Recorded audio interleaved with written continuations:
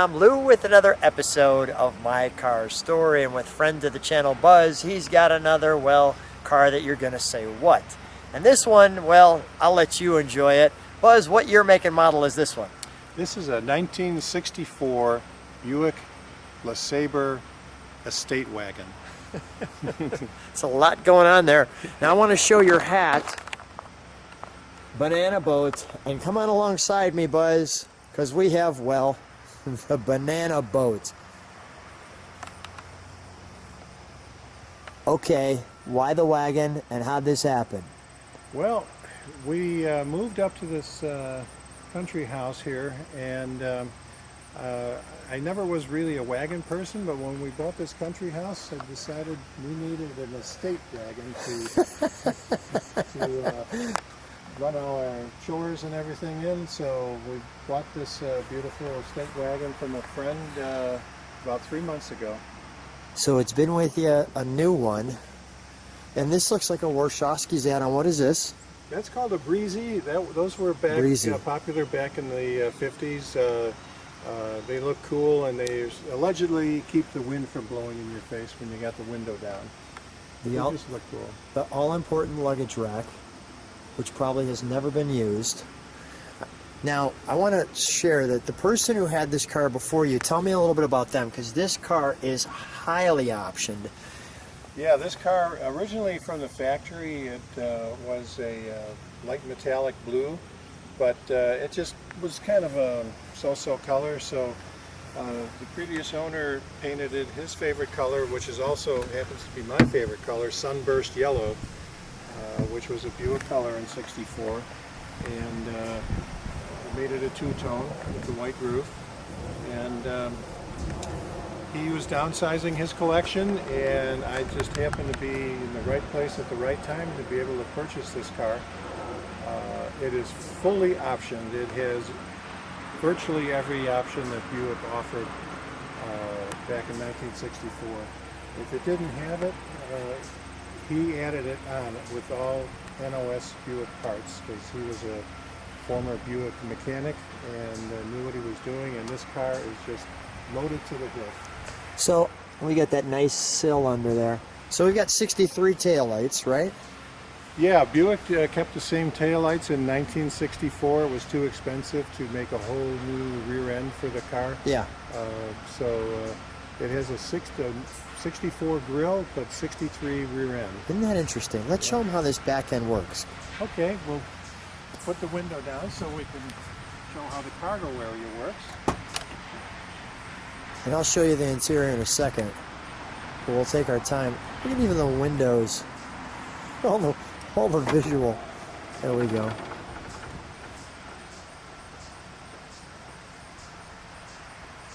Works better when the car's running. Yeah, go ahead. Turn it on.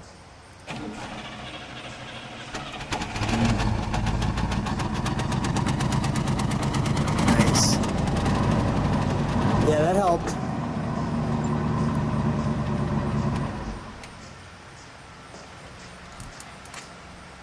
Now, right off the bat, I don't see a handle. Well, you reach inside. Yeah, show me. Oh, yes. Oh, wow. Folds down like this. That is super cool. Look at that. Folds down. So this makes a nice flat area here. You could put a sheet of plywood in here or whatever. In here is your storage area. Your stuff. So it's nice and out of sight. Yeah. And then, is that another row of seats? Yeah, no, it's not. It's not a 9-passenger. It's only a 6-passenger. So the rear seat does fold down, and this whole area would be open. I can show you. If wow. Yeah, sure. Why not? Now, this speaker back here, is that an option back in the day? Yes, it was. Wow.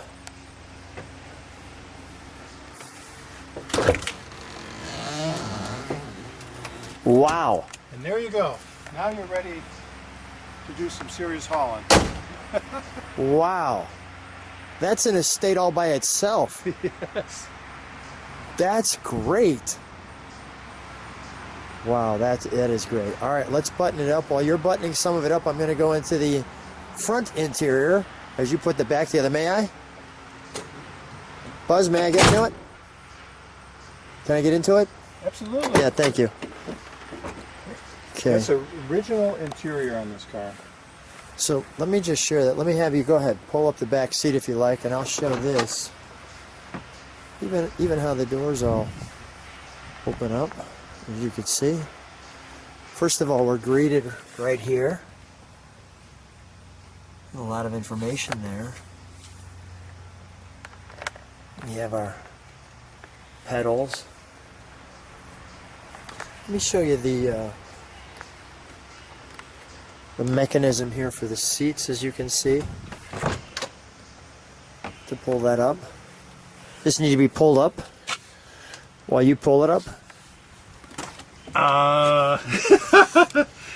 You know, I haven't owned the car that long. All right, so we're learning. It says lift to fold seats right here. Lift to fold seats. So I'll lift. Oh, there we go. There we go. Okay. Lou's helping out. We All like right. it. Thank you, Lou. You're welcome. Sorry. That's what we do, Buzz. We work together, right? We're always working together.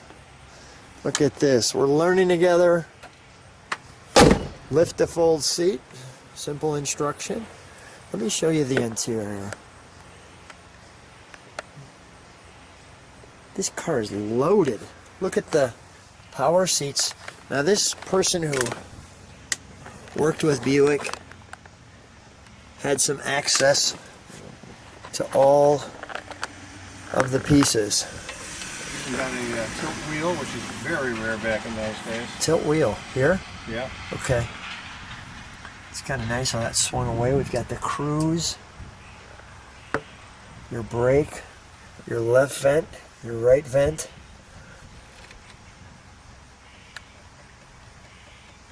Working clock, you can hear. The correct Buick tack. Time period correct. Your, what do they call that? It's not weather eye. What do they call that? Autotronic eye or something that helps you with your dimmers? Auto eye, I guess. Auto yeah. eye or something like that. You know what, viewers, tell us what that is. But I love this. Look at this panel with all the toggles. So you've got your air, temp, defroster, rear, climate control, courtesy light, antenna, accessories. And that's good stuff right there. Now, Buzz, this is something that that we know what that is. There's a tissue box, Buick tissue box, the LeSabre. I'm going to let people guess for a second what this is. This is an aftermarket, or is this aftermarket, or is this No, where it's an it's a option? Buick option. It's a Buick option. All right, Buzz, go ahead. Tell them what it is. That is a purse holder. A purse holder. Lady can hang her purse on that hook and get it out of her way. It just hangs there. That's a new one for me. The purse holder. That's great. It doesn't matter how many cars I video, you're always learning something on the channel. This car even has the optional power vent windows. Power vent windows. Oh yeah, 4 and 2. It's super cool. We're going to turn it around so we can show it the front in the sun. So as you can see, the front of this one has a great presence. Now this is the 64 front end. Clearly Buick stated. I even like how the sun is hitting that all the way down the hood piece, casting a shadow as though it's a sundial right now. Yeah, this car is just amazing to see because so few of these existed. Let me show you this piece. Nice points on the front of that. Let's show them under the hood, shall we?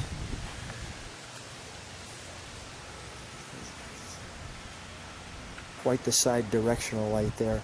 This great piece all the way down the car. Just really classy. Now this is a little surprise. Okay, that didn't come with a 64 station wagon. The Super Wildcat. Now how did this happen? Well, he searched out a 425 dual quads Super Wildcat engine to drop into this baby, and like I said, the car has everything, so had to have an engine that could handle all that. Had to have, well, this will definitely do. And what do we have here? Those are Buick optional Boat 4-note horns. 4-note To horns. let you know, get out of my way. Yeah, my goodness. That is great. The get out of my way horns.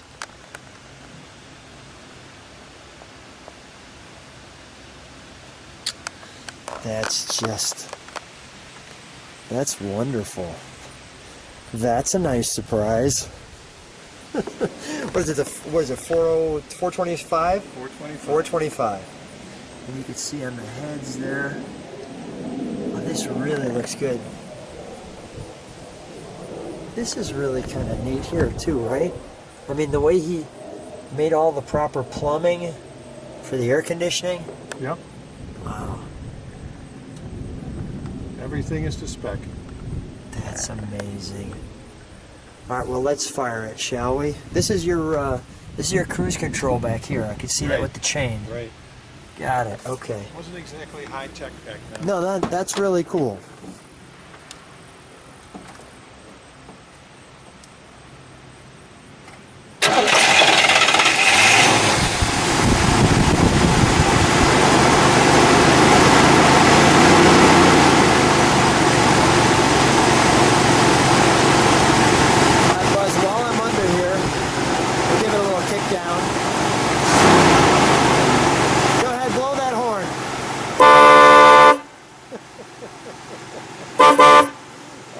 Jeez, that is classic. That's the banana boat horn for sure. Go ahead, give me a little 420. It's just got single exhaust? Just has a single exhaust. That's interesting. The reason being because of the design of the frame in the back to handle all the luggage compartment and spare tire and everything. They could only plumb through a single exhaust. Isn't that interesting? Let's step on the taillights and let's give it a little acceleration, or give it a rev.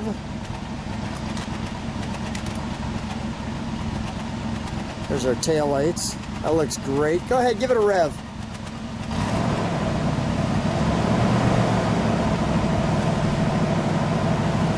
Pretty smooth. Pretty quiet and smooth. Buzz, we need to take this one for a ride. Okay, sounds like a plan. So Buzz and I are driving in the 64 wagon. So Buzz, I know you're not necessarily a wagon guy. Why the need for the wagon? Well, we moved to a small country house estate, and figured if we're living on a country house estate, I got to have an estate wagon. You gotta have an estate wagon. Exactly. And I knew of this car, and it became available, and I just was at the right place at the right time, and got this beautiful Buick. We just show people as we're riding in the country in the wagon. This is bringing back some memories for a lot of people.